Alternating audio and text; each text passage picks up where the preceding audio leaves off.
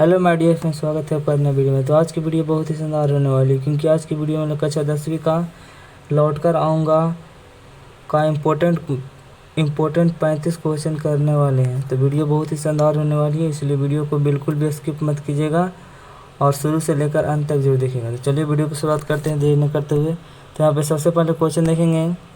आप लोग क्वेश्चन को ध्यान से पढ़िएगा, उसके बाद आंसर कमेंट में ज़रूर दीजिएगा। सबसे पहले क्वेश्चन है लौट कर आऊँगा, कविता जो है लौट कर आऊँगा फिर कविता में जो कवि एक बार फिर कहाँ आने की लालसा व्यक्त करते हैं। कहने का अर्थ है कि जो कविता आप लोग पढ़ेंगे तो उसमें बताते हैं कि जीवनानंद दास जी जो थे वो बोलते हैं कि जब मैं मरूंगा तो फिर अपने मातृभूमि बंगाल में आना चाहता हूँ। तो ऑप्शन यहाँ पे डी हो जाएगा।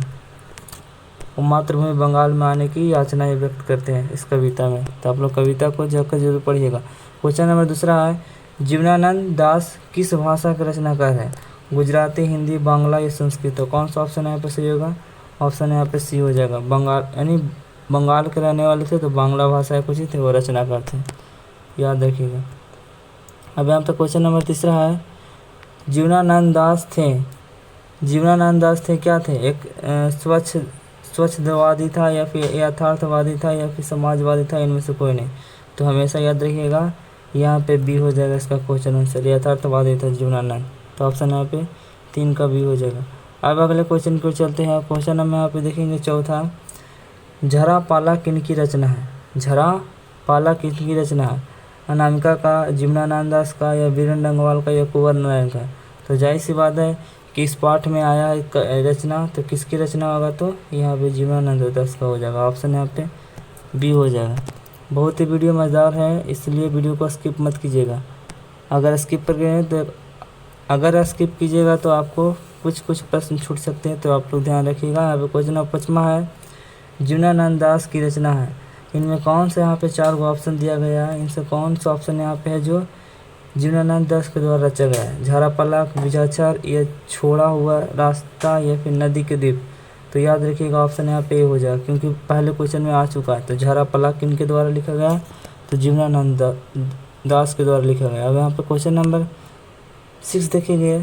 तो यहाँ पे बोल रहा क्वेश्चन, जीवनानंद दास ने निधोपरांत लगभग कितनी कहानियाँ प्रकाशित की है? कहने का मतलब कि जब उनका मृत्यु हुआ था उस उपरांत में उस समय उनकी कितनी कहानियाँ प्रकाशित हुआ था? 150 या 75 या 50? कौन सा ऑप्शन यहाँ पे हो जाएगा? तो यहाँ पे ऑप्शन हो जाएगा ए, 100। लगभग 100 कहानियाँ उनके कुछ हुआ था, प्रकाशित हुआ था। अब यहाँ पे क्वेश्चन नंबर चलते हैं 7 की ओर। यहाँ पे 7वां है, लौट कर आऊँगा फिर कविता को हिंदी में रूपांतरित किसने किया था? यहाँ पे किसने किया था आप होना चाहिए। अब कहने का अर्थ है कि लौट कर आऊँगा फिर एक तो सबसे पहले बता दें कि जीवनानंद जो थे वो कहाँ के थे? तो वो थे बंगाल के।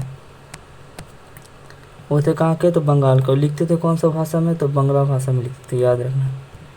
और जब बांग्ला भाषा में लिखते थे तो हम लोग तो पढ़ते हिंदी में। तो आखिर हिंदी में रूपांतरण कौन किया? अज्ञे जी, प्रयाग शुल्क या तंत्र मिश्र या फिर ऑप्शन डी है, इनमें से कोई नहीं। तो आप लोग याद रखिए प्रयाग शुल्क ने कुछ किया था, तो उनको हिंदी में रूपांतरण किया था। 7 का हो जाएगा बी। यहाँ पे 7 का हो जाएगा आंसर बी। आई होप कि आपको वीडियो अच्छी लग रही है। अब यहाँ पे क्वेश्चन चलते हैं अगले की ओर। 8वां है, क्वेश्चन नंबर 8वां बोल रहा है, लौट कर आऊँगा फिर कविता में किस फसल के खेत की चर्चा की है? आप लोग कविता जब पढ़े होंगे तो उसमें बताया गया है कि कौन सा इसमें फसल का जिक्र किया गया है, गेहूं का, जौ का, धान का, गुलाब का? तो कौन सा होगा? तो ऑप्शन सी होगा। धान की बारे में कुछ ही किया है, तो चर्चा किया गया है इस कविता में।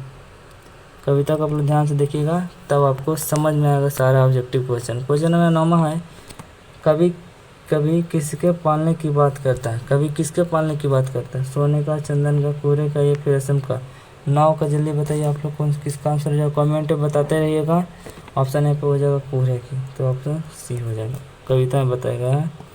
अब यहाँ पे क्वेश्चन नंबर यहाँ पे 10वां है, शाम की हवा के साथ किस पक्षी के उड़ने की कल्पना की गई है?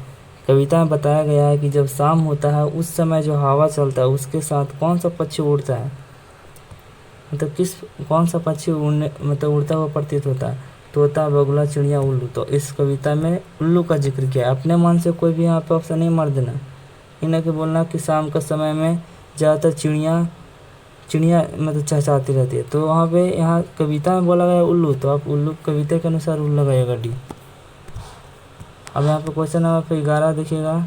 11 है उल्लू की बोली किस पेड़ पर सुनने की बात कभी ने कही है। कहने का अर्थ है कि जो उल्लू शाम के समय जो हवा चलता है तो उस समय उड़ती है, पर किस पेड़ पर किस पेड़ पर उसका आवाज़ आती है, किस पेड़ से, कटहल से, कपास से, बरगद से, आम से। तो याद रखिएगा कपास से, ऑप्शन यहाँ पे बी हो जाएगा। अब अगला क्वेश्चन है यहाँ पे है 12 है। क्वेश्चन नंबर 12 है घसीली ज़मीन पर बच्चा क्या फेंकेगा। जब मतलब जो घास वाला जो ज़मीन होता है उस पर बच्चा क्या फेंकेगा, सरसों, चावल, चना या मूंगफली। तो फेंकने वाला तो यहाँ पे सारा है, लेकिन इस कविता में बताएगा कि कौन सी फेंकेगा, तो चावल फेंकेगा। तो ऑप्शन यहाँ पे बी हो जाएगा। अब यहाँ पे क्वेश्चन नंबर यहाँ पे 13 है।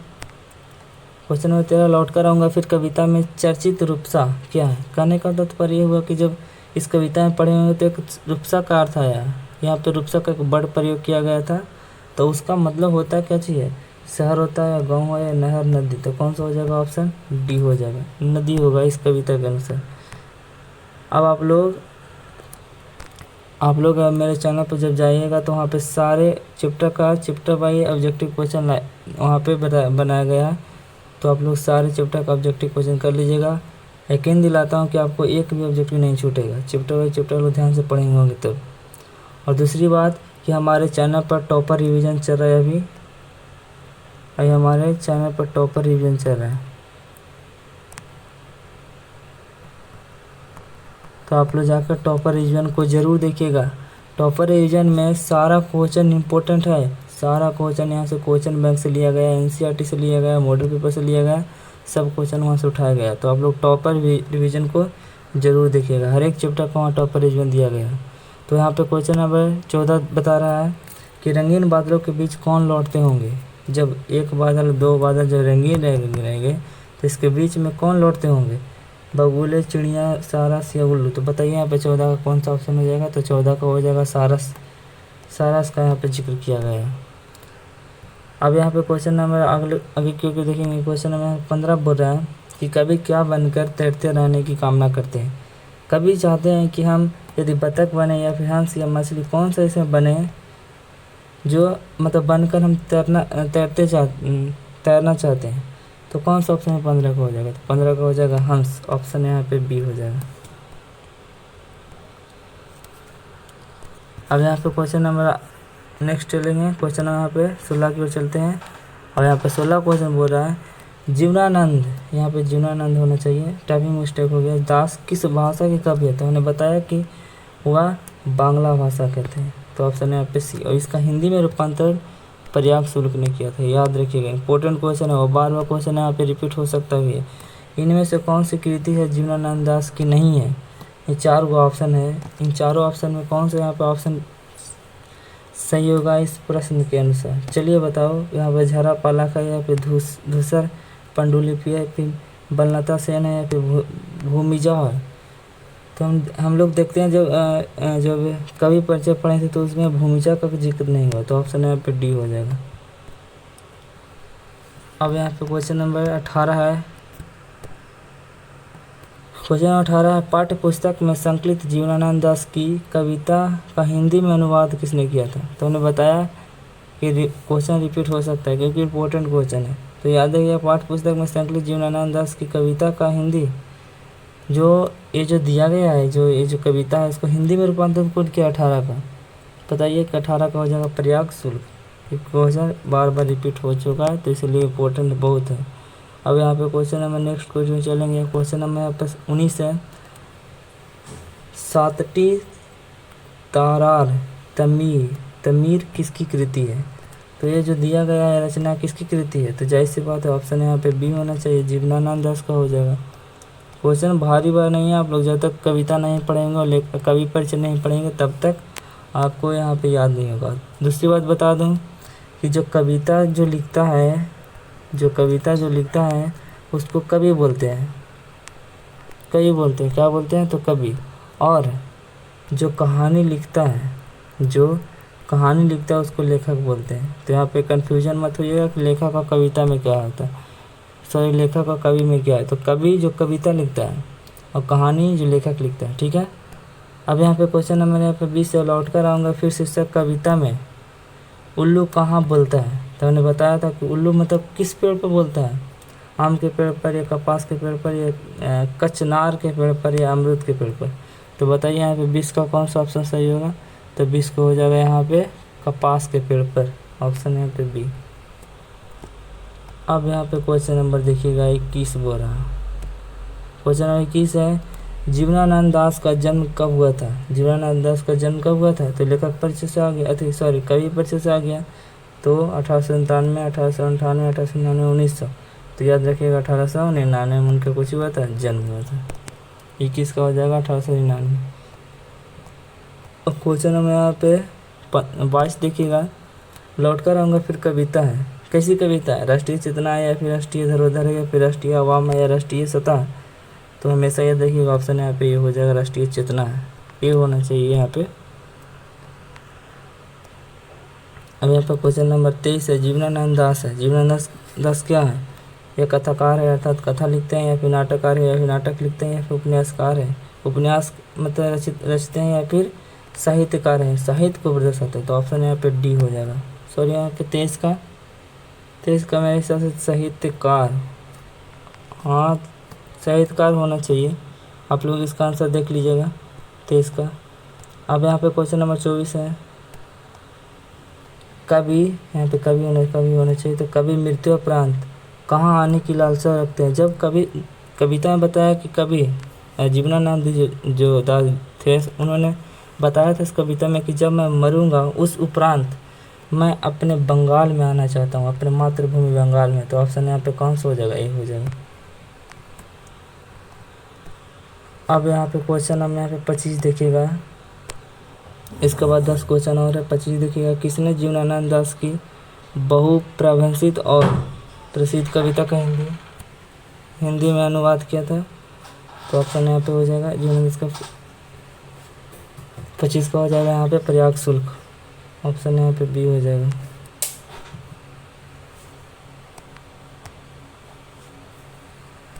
और क्वेश्चन नंबर 26 की ओर चलते हैं। 26 है, जीवनानंद दास को जाना जाता है।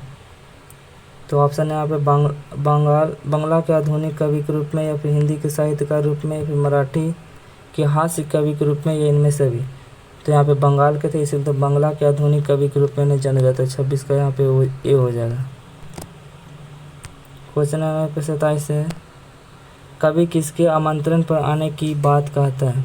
इस कविता में बताया गया है कि कवि कहते हैं कि जब मुझे कोई बुलाएगा तब मैं आऊँगा, पर कौन बुलाता है, खेत या खलिहानों या मजदूर या किसानों, या फिर नदियों मैदानों, या फिर पुत्र और पिता के। तो यहाँ पे बोलता है कि नदियों और मैदानों जब बुलाएंगे तो हम कुछ करेंगे, आएंगे। तो ऑप्शन यहाँ पे सी हो जाएगा। क्वेश्चन नंबर 28 है, कवि अगले जन्म में क्या क्या बनने की संभावना व्यक्त करते हैं। तो कवि कविता में बताते हैं कि मैं जब मरूंगा तब उस समय, इस कविता में बताए हैं कि कौन कौन सी बनना चाहते हैं। 28 का हो जाएगा कौवा, हंस, उल्लू और सारस। कौवा, हंस, उल्लू और सारस यहाँ पे बी में है, इसलिए ऑप्शन यहाँ पे बी हो जाएगा। क्वेश्चन यहाँ पे 29 है, कवि किसके बीच अंधेरे होने की बात कहता है इस कविता में। धान के, गेहूं के, चना के, या फिर सारस के। तो 29 का यहाँ पे हो जाएगा सारस के बीच, डी हो जाएगा।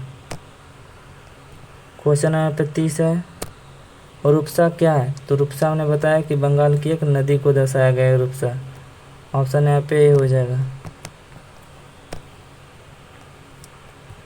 क्वेश्चन नंबर 30 है, जीवनानंद दास का काव्य संकलन है।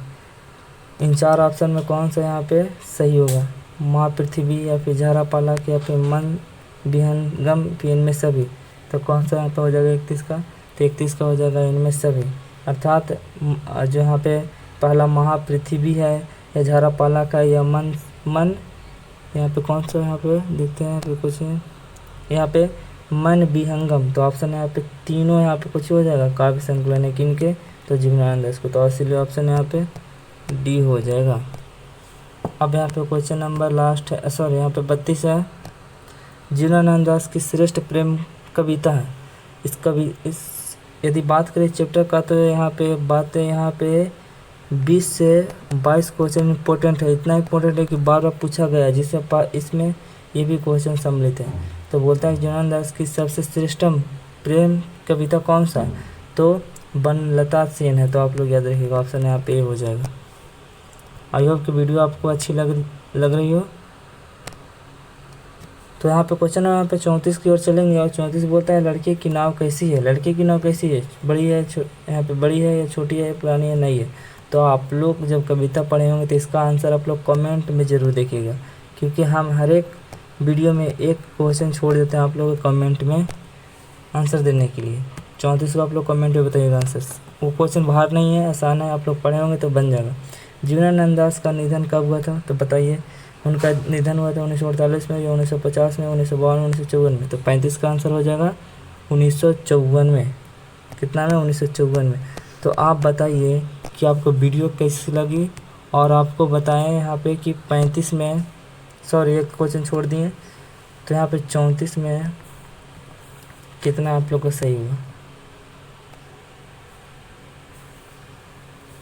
तब तक मिलते हैं अगले वीडियो में, तब तक के लिए थैंक यू।